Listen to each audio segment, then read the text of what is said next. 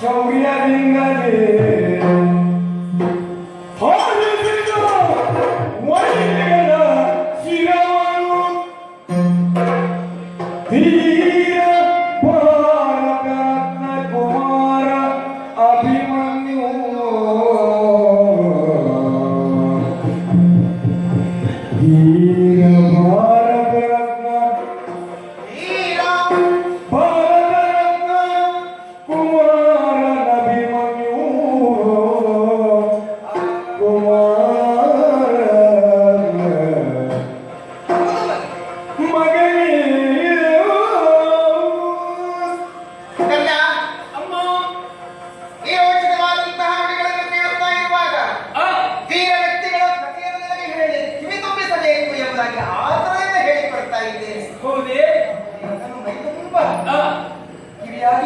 ಬಯಸಿಕೊಳ್ಳಬೇಕು.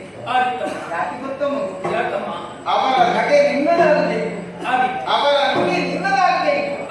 ಇದು ನನಗಿರುವಂತಹ ಬಯಕೆ ಮಗು. ಪಾಂಡವರ ಕಥೆಯನ್ನು ಕೇಳಿಕೊಳ್ಳೆಯ ನಿನಗರಿವಿಲ್ಲ. ನನಗೆ ಗೊತ್ತಿದೆ, ಪಾಂಡವರಲ್ಲಿ ಭೀಮಸೇನ ಅವನಂತ ಪರಾಕ್ರಮಿ ಇನ್ನೊಬ್ಬರು ಇರುವುದಕ್ಕೆ ಸಾಧ್ಯವಿಲ್ಲ. ಒಂದು ಕಾಲದಲ್ಲಿ ಕೌರವಾದಿಗಳು ಅವರನ್ನು ಸದೆಬಡಿಯಬೇಕು ಎಂಬ ಉದ್ದೇಶದಿಂದ ಅರಗನಾಲಯಕ್ಕೆ ಕಿಚ್ಚಿಟ್ಟಂತಹ ಹೊತ್ತಿಗೆ ಗುಪ್ತ ದ್ವಾರದ ಮೂಲಕವಾಗಿ ಪಾಂಡವರೈವರನ್ನು ತಾಯಿಯನ್ನು ಕೂಡಿಕೊಂಡು ಹೊತ್ತೇ ಹೋದವನಾದ. ನಡೆಯುವುದಕ್ಕೆ ಅಸಾಧ್ಯವಾದಂತಹ ಹೊತ್ತಿನಲ್ಲಿ ಐವರನ್ನು ಕೂಡ ಹೆಗಲಲ್ಲಿ ಬಗಲಲ್ಲಿ ಇರಿಸಿಕೊಂಡು ತಲೆಯಲ್ಲಿ ಹೊತ್ತುಕೊಂಡು ಹೋದವ ಭೀಮ. ಅವ ಎಂಥ ಪರಾಕ್ರಮಿ ನೋಡು. ಅಷ್ಟೇ ಎಲ್ಲಪ್ಪ, ಅವನು ಯಾರೆಲ್ಲ ವಿರೋಧಿಗಳಿದ್ದಾರೋ ಅಂತವರನ್ನೆಲ್ಲ ಸದೆಬಡಿದಿದ್ದಾನೆ. ಬಿಡಿಬಾಸುವ ಅವನನ್ನೇ ಮುಟ್ಟಿ ತಿನ್ನಬೇಕು ಎಂಬುದಕ್ಕಾಗಿ ಬಂದ. ಆದ್ರೆ ಅವನು ಹೆದರಲಿಲ್ಲ. ಹಿಡಿಂಬೆ ತಂಗಿಯನ್ನು ವಶಪಡಿಸಿಕೊಂಡ, ಹಿಡಿಂಬನನ್ನು ಕೊಂದು ಮುಗಿಸಿದ.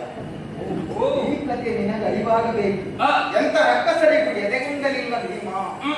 ಬಕನೆಂಬ ದಾನವ ದೈತ್ಯ, ಆ ಬಕಾಸುರ ದಿನಕ್ಕೊಬ್ಬ ಬ್ರಾಹ್ಮಣ ಕುವರನ್ನು ಒಂದು ಬಂಡಿ ಅನ್ನವನ್ನು ತಿಂದು ತೇಗುತ್ತಿದ್ದ.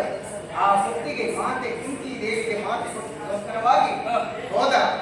ಬಕನನ್ನು ಕೊಂಡು ಹೋದ ಅನ್ನವನ್ನು ಉಂಡ ಭೀಮಸೇನ, ಬಲಭೀಮಸೇನ ಎಂಬುದಾಗಿ ಹೆಸರನ್ನು ಪಡೆದುಕೊಂಡ. ಸಾಲದು ಮಗ, ಪಾರ್ಥ ಮಹಾಶಯ, ಮೂರು ಲೋಕದ ವೀರ ಎಂಬುದಾಗಿ ನೆಗಳ್ತಿಯನ್ನು ಪಡೆದುಕೊಂಡವ. ಆ ಪಾರ್ಥನೆಯನ್ನು ಮಾಡಿದ.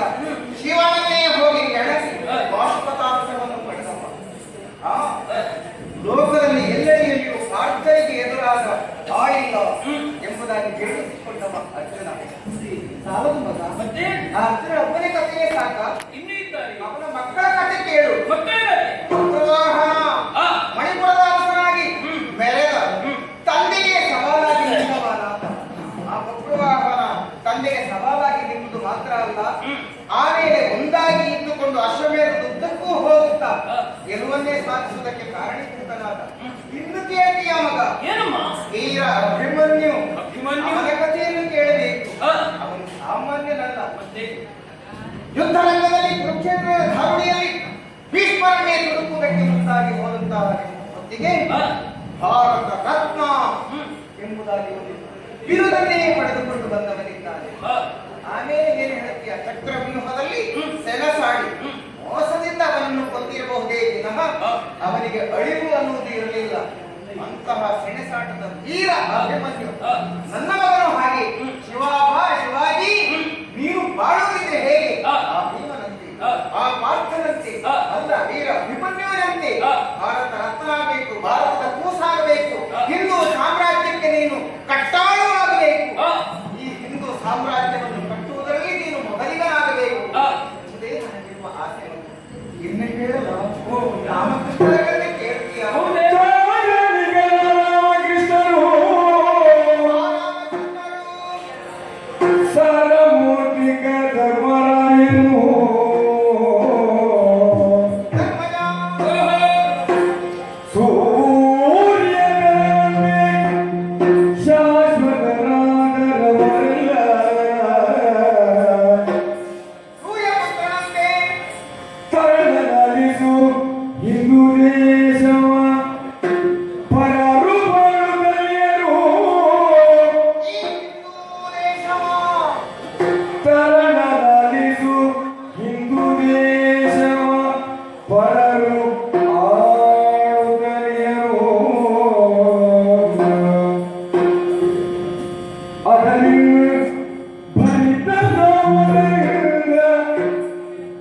ಸ್ವತಂತ್ರಗೊಳಿಸುವುದು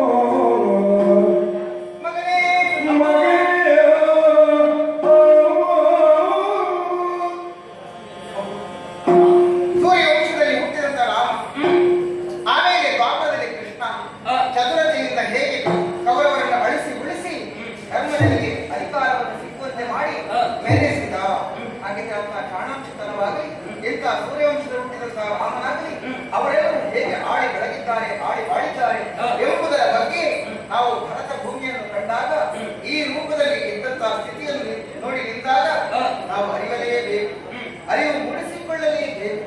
ಯಾಕೆ ಗೊತ್ತವರು ಈ ಪರಕೀಯರು, ಈ ಯಮನರು, ಈ ಮುಸಲ್ಮಾನರು ಅವರು ಇರುವಲ್ಲಿ ನಮಗೆ ಹಿಂದೂ ದೇಶಕ್ಕೆ ಖಂಡಿತ ಉಳಿಗಾಲವಿಲ್ಲ. ಈ ಹಿಂದೂ ಸಾಮ್ರಾಜ್ಯ ಉಳಿಯಬೇಕು ಅಂತಿದ್ರೆ ಹಿಂದೂಗಳೇ ಇಲ್ಲಿ ಕಾಣಿಸಿಕೊಳ್ಳಬೇಕು ಅಂತಿದ್ರೆ ಮಗನೇ ನಿನ್ನಂತಹ ಪುತ್ರರನ್ನು ತರಬೇಕು, ಹಿಂದೂ ಸಾಮ್ರಾಜ್ಯವನ್ನು ಕಟ್ಟಬೇಕು, ಆಳಿ ಬೆಳಗುವಲ್ಲಿ ನೀನು ಮುಂದಾಗಬೇಕು. ಮಗನೇ ನೀನು ಮುಂದಾಗಬೇಕು, ಇದು ನನಗಿರುವಂತಹ ಆಸೆ. ನೀನು ಒಂದೊಂದೇ ಕಥೆಯನ್ನು ಹೇಳಿದಾಗ ಶರೀರವಿಡೀ ಕಿವಿಯಾಗಿ ಆಲಿಸಿರುವ ನಾನು ಅವರ ಹಾಗೆ ಆಗಬೇಕು ಎಂಬುದಾಗಿ ಹೇಳ್ತಾ ಇದ್ದಿ. ಅಷ್ಟೆಲ್ಲ ಹೊಂದಿದ್ದಾರೆ, ಅಷ್ಟೆಲ್ಲ ಕೀರ್ತಿಯನ್ನು ಗಳಿಸಿದಂತಹ ವ್ಯಕ್ತಿಗಳು ಇರುವಾಗ ಇದೆಲ್ಲ ಹೀಗೆ ಯಾವ ರೀತಿ ಆಯ್ತಮ್ಮ? ಯವನ ಮುಸಲ್ಮಾನರು ಅವರು ಬಂದು ನಮ್ಮ ಈ ಹಿಂದೂ ದೇಶವನ್ನು ಹೋಗು ನಿಂದು ಇಂಥ ಅನ್ಯಾಯಗಳನ್ನು ದೇವಸ್ಥಾನವನ್ನು ಕಂಡ್ರವರಿಗೆ ಆಗುವುದಿಲ್ಲ. ಮರ್ಯಾದೆ ಹೆಣ್ಣುಮಕ್ಕಳು ನಡೆಯುವುದನ್ನು ಅವರು ಆಗುವುದಿಲ್ಲ. ಮರ್ಯಾದೆ ಹೆಣ್ಣುಮಕ್ಕಳನ್ನು ಕಂಡ್ರೆ ಸಾಕು ಅವರ ಮೇಲೆ ಕೈ ಮಾಡುವುದು, ಅವರ ಮರ್ಯಾದೆಯನ್ನು ತೆಗೆಯುವುದು ಅವರಿಗಿರುವಂತಹ ಉದ್ದೇಶವೇ ಅಷ್ಟೇ ಅಲ್ಲ. ಮಠ ಮಂದಿರಗಳು ಎಲ್ಲಿ ಕಂಡರೂ ಅದನ್ನು ಚಾರಾಮಣಿಗೆ ಅನಿಯುತ್ತಾರೆ, ಇಲ್ಲಿರುವ ಸಂಪತ್ತನ್ನು ಸೂರಿ ಮಾಡುತ್ತಾರೆ. ಹೀಗೆ ಮಾಡುವಂತಹ ಯವನರನ್ನು ನಾವು ಬದುಕಬಡುವುದ ಮಗನೇ ಅವರನ್ನೇನು ಮಾಡಬೇಕು ಹೇಳಬೇಕು? ಅಮ್ಮ, ನೀನು ಆಡಿದಂತ ಮಾತನ್ನು ಕೇಳಿದಾಗ ಮನಸ್ಸೆಲ್ಲ ಉರಿಯುತ್ತಾ ಉಂಟು. ಆದರೆ ಅವರನ್ನೆಲ್ಲ ನಾಶ ಮಾಡಬೇಕು ಎಂಬುದಾಗಿ ಒಂದೇ ಧ್ಯಾನಕ್ಕೆ ಹೊರಟವ ನಾನು. ಆದ ಕಾರಣ ನಿನ್ನ ಮಗನ ಮಾತಿನಲ್ಲಿ ನಿನಗೆ ನಂಬಿಕೆ ಬರುವವನು ಬರದಿರಲಿಕ್ಕೆ ಸಾಧ್ಯ ಉಂಟು. ಅದಕ್ಕೆ ಬೇಕಾಗಿ ನಂಬಿಕೆ ಬರುವ ಹಾಗೆ ಮಾಡ್ತೇನೆ. ಏನು ಮಾಡ್ತೇನೆ ಗೊತ್ತುಂಟೆ? ನೀನು ಆಡಿದಂತ ಮಾತನ್ನು ಇಂದಿನಿಂದಲೇ ಪಾಲಿಸ್ತೇನೆ. ಇದು ನಾನು ನಂಬಿದಂತ ಆ ದೇವಿಯ ಪಾದದಾನೆ. ನೀನು ಹೇಳಿದ ಮಾತನ್ನು ನಡೆಸುತ್ತೇನೆ ಎಂಬುದಾಗಿ ಆಣೆ ಭಾಷೆ ಹಾಕಿಕೊಳ್ಳಬಹುದು. ಆದರೆ ನೀನು ಒಂಟಿಯಾಗಿ ಏನನ್ನು ಸಾಧಿಸುವುದಕ್ಕೆ ಸಾಧ್ಯವಿದೆ ಮಗನೇ? ಆಗುವುದಿಲ್ಲ. ಅದಕ್ಕೆ ಬೇಕಾಗಿ ಯೋಚನೆಯನ್ನು ಮಾಡಬೇಕು. ಏನು ಮಾಡ್ತೀಯ? ಆದ್ರೆ ಈ ಸಂದರ್ಭದಲ್ಲಿ ಅಲ್ಲ, ಈ ಸಂದರ್ಭದಲ್ಲಿ ಹೋಗಲೇ ನನ್ನ ಜೊತೆಯಲ್ಲಿ ಯಾಗುವುದಿಲ್ಲ. ಎಲ್ಲ ಅದಕ್ಕೆ ಬೇಕಾದಂತ ವ್ಯವಸ್ಥೆಯನ್ನೇ ಮಾಡಿಕೊಂಡು ನಾವು ರಣಕ್ಷೇತ್ರಕ್ಕೆ ಹೋಗುವಾಗ ಸಿದ್ಧತೆಯಿಂದ ಹೋಗಬೇಕು. ಆದ ಕಾರಣ ಈಗಲೇ ಎಲ್ಲ ಸ್ವಲ್ಪ ಸಮಯ ಕಳೆದು ಅದರ ಬಗ್ಗೆ ಯೋಚನೆಯನ್ನು ಮಾಡಿ ನೀನು ಸೂಚನೆಯನ್ನು ಕೊಡಬೇಕು. ಆ ಸಂದರ್ಭದಲ್ಲಿ ಸಮಯದ ನಿರೀಕ್ಷೆ.